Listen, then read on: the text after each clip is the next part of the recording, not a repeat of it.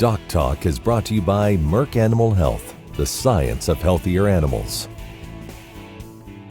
Hey folks, welcome to DocTalk. I'm Dr. Dan Thompson, and today we're back at DocTalk Studios, where we're going to shoot an episode talking about coronavirus and some different things that are going on here with the show. We're going to be expanding, we're going to be moving a little bit, and want to let you in on the news. So stay tuned, and thanks for joining us today.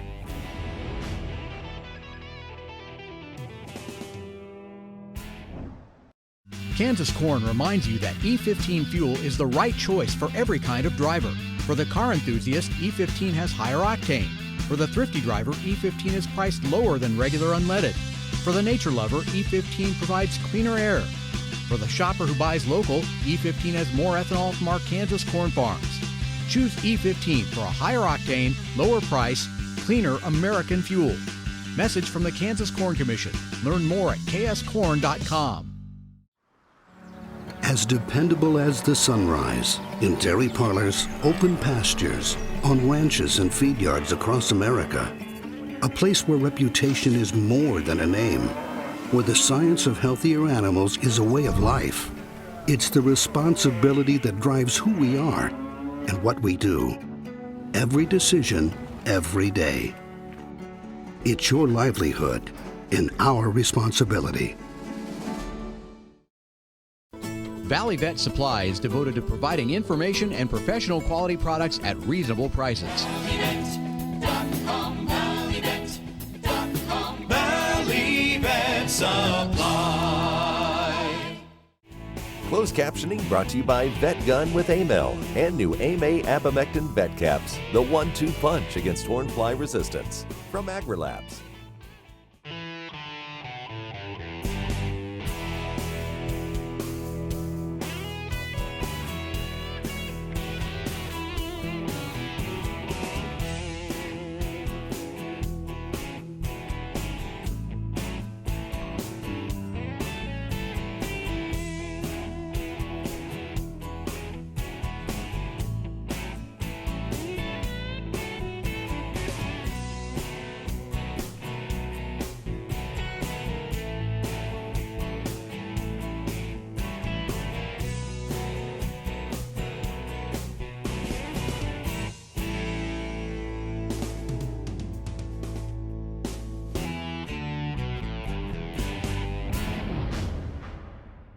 This segment is brought to you by the Beef Quality Assurance Program and the Kansas Beef Council, improving animal care and beef safety for more than 20 years.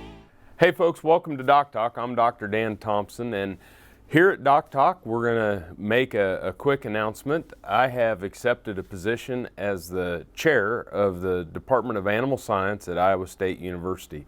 After 16 years of just unbelievable professional and personal growth at Kansas State University, there's an opportunity to return to my home university, which is Iowa State, and be the chair of the Department of Animal Science, where I can work with animal production, animal health, animal well-being, and sustainability on a day-to-day basis with 55 faculty, 90 grad students, and 1,200 undergrads. And so we're going to continue to do DocTalk. There might be a little bit more splash of red and cardinal and gold in the show than purple, but we will split the shows between Kansas State and Iowa State, and you'll be seeing more of us out in the country as we develop this here on the show. But we wanted you all to know and welcome you to Ames or Manhattan. Our headquarters will still be Silver Lake, Kansas, but if you want to come see me, come up to Ames. Anyway, with a lot of things going on in the world today, and there's so many times when I go out to work on a cow or I go to work on a dog, and clients will say, what about this coronavirus or the COVID-19? And I don't know that we are getting a lot of direct information from, it's a little bit different when it comes from your doctor or comes from your veterinarian when you're discussing a case. And I just thought, maybe I'd take a little bit of time today to talk about coronavirus and how common they are. Coronaviruses have been very common in dogs and in pigs and in cattle. When we look at coronaviruses in baby calves, we look at two different things. We'll be seeing the corona that causes a diarrhea and the corona that causes a respiratory distress. And so when we start to think about that, the main time that we will vaccinate cows for coronavirus so that we get colostral protection in our calves of the coronavirus, prevent the diarrhea and to prevent the respiratory disease. One of the problems with coronavirus has been that it's been very difficult to develop vaccines that are extremely protective.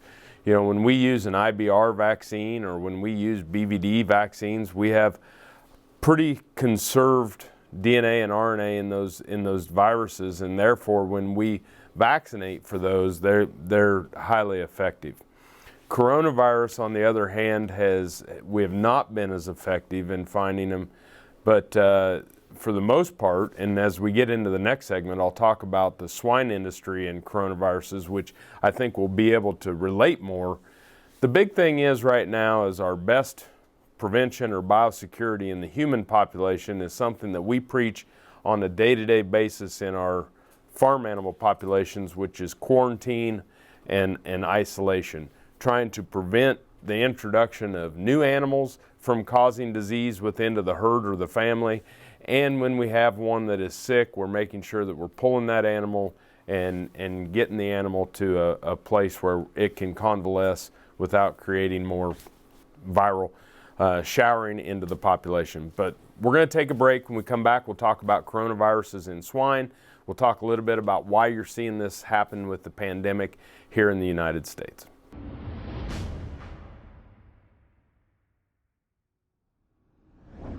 Hey folks, thanks for joining me on today's Cattle First Minute as sponsored by Beringer Ingelheim Vet Medica. You know, when we start to think about breeding season and turning bulls out, the one thing I can't emphasize enough is to get a breeding soundness exam done on your bulls before turnout. And some of the things that can happen during the winter, whether it's frostbite in certain areas of the body or there's things that can happen that will cause a bull to become infertile, are things that you need to make sure. The other thing that's very important on a breeding soundness exam is we have to make sure that we don't have lameness or issues with the feet, because no wheels, no calves. So making sure that we have a sound bull structurally, making sure that we have one that's fertile and one that can produce enough sperm and enough volume with enough motility with no defects in the sperm is vitally important to making sure every year before you turn out to ensure that you get a calf crop, at least from the bull's point of view.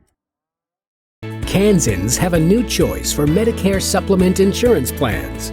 With Medicare supplement insurance plans from Kansas Farm Bureau, you have access to 4 levels of coverage, affordable rates, and service from an organization that's served Kansans for more than 100 years. For more information on Kansas Farm Bureau Medicare supplement plans, including rates and to apply, visit kfbhealthplans.com.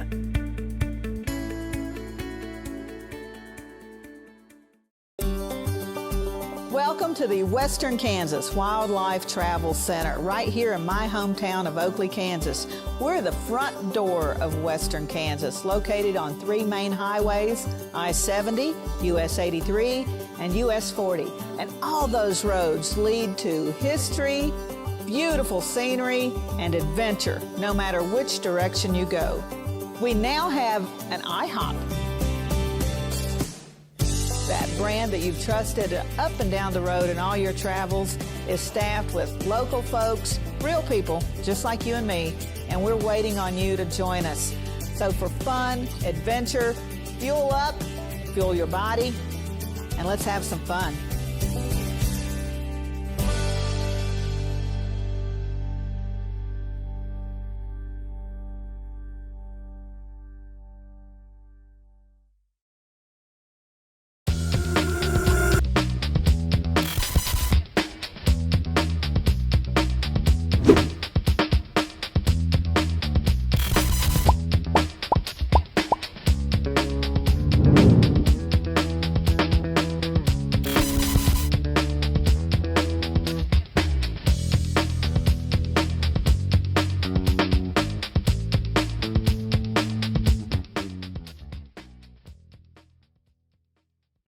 This segment is brought to you by the Beef Quality Assurance Program and the Kansas Beef Council, improving animal care and beef safety for more than 20 years. Hey folks, welcome back to DocTalk. Dr. Dan Thompson. We're talking about coronaviruses.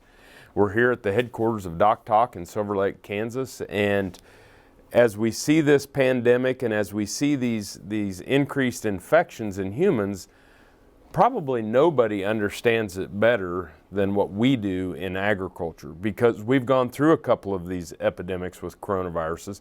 TGE in pigs, or transmissible gastroenteritis in pigs, is a coronavirus. And then the PED, which is the porcine epidemic disease virus, which caused diarrhea and high mortality in neonatal pigs in the farrowing room. So when we start to think about this, we didn't have vaccines for TGE or for PED virus. What we had to do was have a certain level of exposure within the swine population. And if you remember back in the old days, the way that we vaccinated for TGE was to actually take some of the virus isolated or take from piglets that had died and be able to feed that back to provide some sort of level of exposure to the virus so that those animals would auto or self-immunize from being exposed to the natural case. And when we start to think about what's going on with COVID-19, which is a coronavirus in people, PED was a coronavirus in pigs that came over, that originated in China and was brought over, and they traced it back to feed and to people tracking it back on their boots and different things to that nature. You know, they started isolating PED. I thought whether it was on people's clothes, whether it was on, obviously pig-to-pig transmission, feed. But one of my favorites was when they took swabs on the doormats at the Casey's stores of farmers going in and out after they're filling up with gas, and they were able to isolate that virus even on the floor mats or the doormats of the Casey's gas stations. And so these viruses are typically something that spread very quickly. They spread very easily from people to people or pigs to pigs. For the most part, one of the questions that we get is, does coronavirus go from animals to humans? For the most part, viruses are species specific, meaning that a coronavirus in pigs affects pigs and a coronavirus in humans affects humans. It doesn't mean that they can't have short-term transmission or carriage, but for the most part, they're not going to cause infections. Okay, and so when we start to think about protection of our pigs, we start to think about protection of our family. We want to distance ourselves. We want to make sure that we have the ability to isolate and quarantine if you're feeling sick. I think that's mostly important from getting a big spike in the positives. And so what we're going to do is take a break, and we'll come back and we'll talk a little bit about why are they shutting down the NCAA? Why are they shutting down some of the events where there's large groups of people? And it kind of reminds me of when we find that sick calf in the feedlot and we take it to the hospital pen, and it stays in the hospital pen, which is the ball game, and it's commingled with animals with different viruses, and then we take that animal from the hospital pen and we put it back in the home pen where there's naive people or that new naive community. So we're going to talk more about biosecurity, viruses, COVID-19, and more coming up.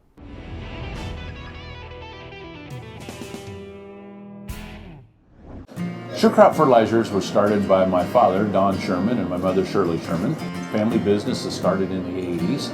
We predominantly focus on plant nutrients and what we can do to give growers better responses with the fertilizer dollars that they do, and what we can do to make those things work better for that grower. We're based out of Seneca, Kansas. We work with growers in their soil analysis to figure out what they need, and then we can put those in a blend that gives them the best results, and so that we can deliver that direct to their farm so that they have those nutrients where they need them, when they need them, and so that they can apply them in a manner that's very efficient to them and works well on their planting systems and what they're doing. Sure Crop Fertilizers has been around for a long time. We always say we're big enough to take care of everything you need, but we're small enough to do it quickly. You can get a hold of us at 1-800-635-4743. Our website is surecropfertilizers.com, and You can always email me at corey@surecropfertilizers.com, and with any questions you have, we're glad to answer and work with you. What if U.S. soybean meal were more than a commodity? If seed companies and the soybean checkoff built a better variety? That future is here. The time is now. To meet end-user demands, the soybean checkoff is investing in the compositional quality of soybeans, including meal. A message from the Kansas Soybean Commission, the Soybean Checkoff, progress powered by Kansas farmers.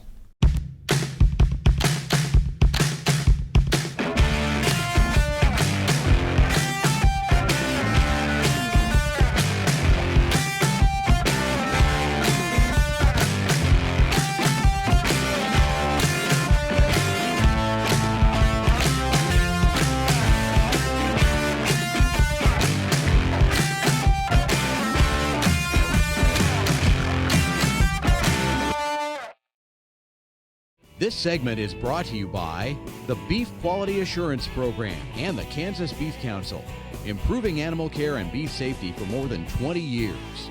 Hey folks, welcome back to DocTalk. Dr. Dan Thompson. We're talking about coronaviruses and specifically COVID-19. And one thing that I thought was pretty intriguing as I studied what the CDC has put out or what KDHE has put out is to have an understanding of why we're shutting down the NCAA tournament, PGA, different sporting events, different big group events. And really, it's not to decrease the number of people that are going to get sick. It is to understand that we have a certain capacity in our hospitals in this country. And so you'll hear people talk about flattening the curve. And you can see from this picture, this is what flattening the curve means. We're going to have X number % of our population that's going to get sick from the coronavirus. However, if they all get sick at once and we have this big spike like we do in the red, then we don't have the capacity to take care of all the people. We don't have the hospital beds, we don't have the fluids, we don't have enough doctors and nurses and people, and so we don't have the physical facilities and we don't have the human resources to care for each other. However, if we can do our part to decrease or spread out or slow down this infection rate, then we can keep the infection rate at a level that is below our capacity to be able to care for people as they get sick. If that happens, we then expect to have better outcomes and a lower case fatality rate in people that get sick. So we don't know that we can affect morbidity patterns, but we know that when we do have those different levels of morbidity, if we have the same level of morbidity and we decrease the mortality or we decrease the death loss because we have better opportunity to take care, provide ancillary care, and to follow up on cases. So when we look at this, we can think back to this as a feedlot operator. And I put everything in terms as a feedlot operator, okay? Or a swine operation. But if I buy a whole bunch of high-risk calves and they all get sick the first 2 weeks, I overwhelm my hospital pen space, I overwhelm my pen riders, I overwhelm our doctors and their ability, and they're staying there late, we're missing things, we're getting tired, and we're not able to take care of all the animals that are getting sick. Do something on the contrast where I work with procurement and I spread out those high-risk calves, buying them at a consistent level and spreading them out over time. What I do then is I wind up having the same morbidity. I wind up buying the same number of high-risk calves, but I probably wind up having lower death loss because I have hospital pen space, I have people that aren't tired and exhausted taking care of them, and I wind up with a lower case fatality rate. So I think that we can actually take home a lesson from the coronavirus outbreak in people to understand how we might better have lower death loss in our feedlots, lower death loss in our pig buildings, and lower mastitis cases on our dairies. Lots of different things going on and mechanisms here, but if we can work to not overwhelm our facilities and not overwhelm our people, understanding procurement, management, environment, and human resources, we can all work together to decrease death loss. We'll come back after these messages.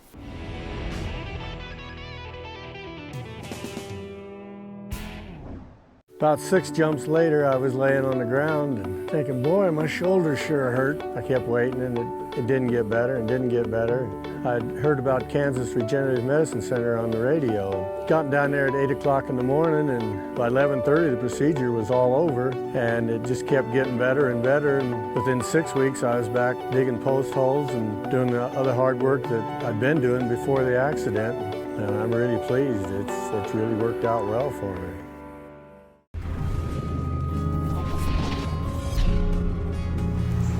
So we got Batman as a puppy from a shelter, and we didn't really know much of her history or anything like that, but even as a puppy, she would have some weird pain, and it seemed like her hips or her back, or we weren't really sure. So it got to the point where she really couldn't move off of her bed at all. We would have to bring her food to her. She'd have trouble getting up the 2 steps on our back porch to get back inside the house. So then we finally got some x-rays done and found out she had really bad arthritis in her spine. And she was 2 years old with the back of a 12-year-old dog. And so we didn't really have many options at that point, and we heard about Enso Discoveries, so we took her up there. Within about 3 days, she was up walking again, running down the path when I would let her off leash, and now she's to the point where she's running sprints through the neighborhood and going up and down stairs without any problem, jumping and playing with her sister and roughhousing in the backyard. And it's just, I've never seen a miracle like this before. It's been incredible. I just want to say thank you to Enso Discoveries for giving my dog a second chance at life. She's the best thing in my whole world, and I'm so happy that she's so happy again. The Kansas Wheat Innovation Center in Manhattan is rediscovering ways to get improved varieties and new genetics in the hands of farmers faster. Grower-led and checkoff-funded research initiatives are bringing about positive change. This grassroots leadership provides a strong voice in Topeka and Washington, D.C. Now is the time to partner with Kansas Wheat in moving wheat forward. Kansas Wheat Commission and Kansas Association of Wheat Growers. Farmers investing in their future and yours. Log on to rediscoverwheat.org. Valley Vet Supply is devoted to providing information and professional quality products at reasonable prices. Valley Vet Supply. This segment is brought to you by the Beef Quality Assurance Program and the Kansas Beef Council, improving animal care and beef safety for more than 20 years. Hey folks, welcome back to DocTalk. Dr. Dan Thompson here. We're at the DocTalk headquarters in Silver Lake, Kansas. You can see us right there on the highway as you're coming through on 24 between Topeka and Manhattan. We're going to wrap up with coronavirus and COVID-19. I hear people, lots of different things, and people saying, oh, you know, this is, you know, we had the swine flu and we didn't do all this stuff, and we had this pandemic or this epidemic and we didn't shut down schools. And I think partly what we need to understand is be thankful that we have the technology to be able to shut down schools and to slow things like this down. I don't think we had the capabilities in 2009 or the capabilities and the infrastructure and the communication structure to be able to maintain commerce and maintain doing our businesses while shutting down one of these pandemics. So I think that we need to be thankful for our technology. Whether it's overkill or not, it's better to be safe than sorry, and we need to respect the people that are laying down. I think it's also going to find that people are probably going to find books to read and different things and reconnect with family members in a way that we never had. And there's never a poor time to have that happen in our country. But I think that the best things that you can understand is that we don't have a vaccine for COVID-19 for humans. I'm not an MD. Work with your local doctor and that. If you feel sick, make sure that you go in and isolate yourself, quarantine yourself until you have some sort of diagnosis. From my understanding, it's a short-term 4 to 8 hour high fever with a dry cough and just not feeling good. And so during this point in time, try to refrain from large groups. Try to isolate yourself if you're feeling sick and get a diagnosis, and always work with your local MD. I have a daughter that's in med school at KU Med, and you know, we are very thankful for our doctors, our nurses, and people that are taking care of us, especially in times like this. So, with that, I'll end with our transition. We're excited to announce, and it's going to, I think, be a blessing for the show here at DocTalk, is that we're going to not only be in Kansas, but we're also going to be in Iowa. And so I am transferring in a position. I've spent 16 years at Kansas State University working at the College of Veterinary Medicine, where I have thoroughly enjoyed it. And that's where the relationship with Heather and Kelly and Farming Unlimited got started and got rolling. And we have built a business because of y'all and because of people watching. And we're going to move the show, part of the show, to Iowa State University, because I'll be the new department chair of animal science. And we have 55 faculty, 90 grad students, 1,200 undergraduate students there at Iowa State University, that we will be having guests from Iowa State, whether it's their vet school or their animal science department or agronomy. We'll also be working split time with Kansas State, because that's where our roots are. And so combining the transition of Kansas and Iowa, where we can work with the swine industry, the poultry industry, and the beef industry all in congruency, I think is just going to be awesome for the show. It's going to be awesome for our viewers, and it's going to expand the knowledge base that we're going to be able to provide. Both K-State and Iowa State are phenomenal people, and you'll also see a lot of your local practitioners here on this show. Thanks for your support. Remember to always work with your local veterinarian. And if you want to know more about what we do here at DocTalk, you can find us on the web at www.doctalktv.com. I'm Dr. Dan Thompson from Iowa State University, and I'll see you down the road. Closed captioning brought to you by Vet Gun with Amel and new AMA Abamectin Vet Caps, the 1-2 punch against hornfly resistance, from AgriLabs. For more information about this program or previous programs, go to DocTalkTV.com. DocTalk was brought to you by Merck Animal Health, the science of healthier animals. I'm Bob Swartz, and I've devoted the last 43 years to helping Kansans reach their retirement goals and to protect the family farm.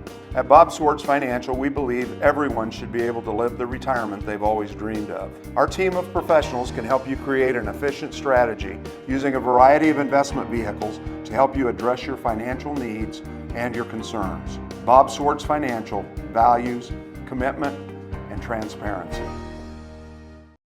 Kansans have a new choice for Medicare supplement insurance plans.